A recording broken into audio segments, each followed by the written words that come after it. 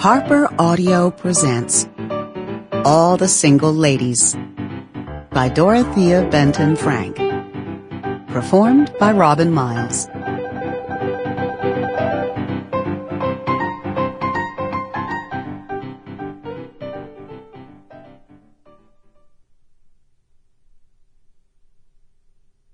If I can stop one heart from breaking, I shall not live in vain.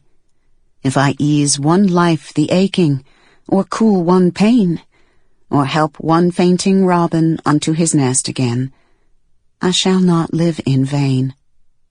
Emily Dickinson. Chapter 1. Meet Lisa St. Clair. June 2014. I hail from a very theatrical climate. Coming to terms with Mother Nature is essential when you call the Lowcountry of South Carolina home. At the precise moment I ventured outside early this morning, my sunglasses fogged. In the next breath, I swatted a mosquito on the back of my neck. The world was still. The birds were quiet. It was already too hot to chirp. And, Lord save us, the heat was just beginning to rise. I thought the blazes of hell itself could not be this inhospitable. But that was exactly how a typical summer day would be expected to unfold.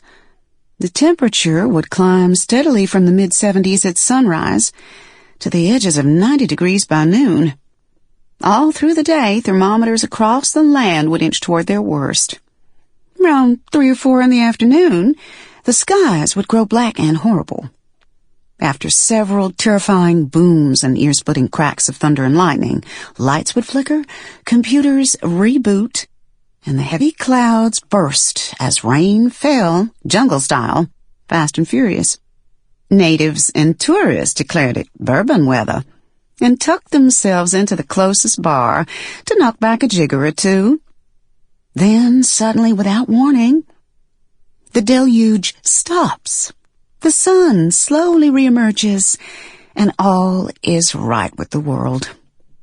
The good news, the stupefying heat of the day is broken, and the sun begins its lazy descent.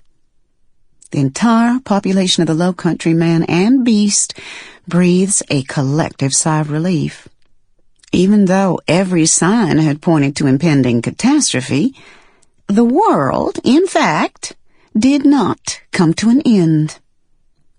After 5 o'clock in downtown Charleston, gentlemen in seersucker linen or madras, wafting a faint trail of Royal Bay rum, would announce to freshly powdered ladies in optimistic chintz that it appeared the sun had once again traveled over the yardarm. Could he tempt her with an iced adult libation? She would smile and say, "That would be lovely. Shall we imbibe on the piazza? I have some delicious cheese straws. Or deviled eggs, or pickled shrimp, or creamy spread enhanced with minced herbs from their garden." Ceiling fans would stir and move the warm evening air while they recounted their leisurely days in sweet words designed to charm.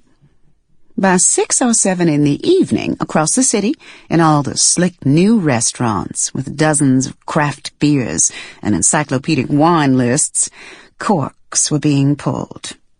Freezing cold vodka and gin were slapping against designer ice cubes in shiny clacking shakers, with concoctions designed by a mixologist, whose star was ascending on a trajectory matched with his ambition. Hip young patrons in fedoras and tight pants, impossibly high heels and short skirts, picked at small plates of house-cured salami and caponata. At less glamorous watering holes, crab dip was sitting on an undistinguished cracker. Boiled peanuts dripping with saline goodness were being cracked open, and pop-tops were popping.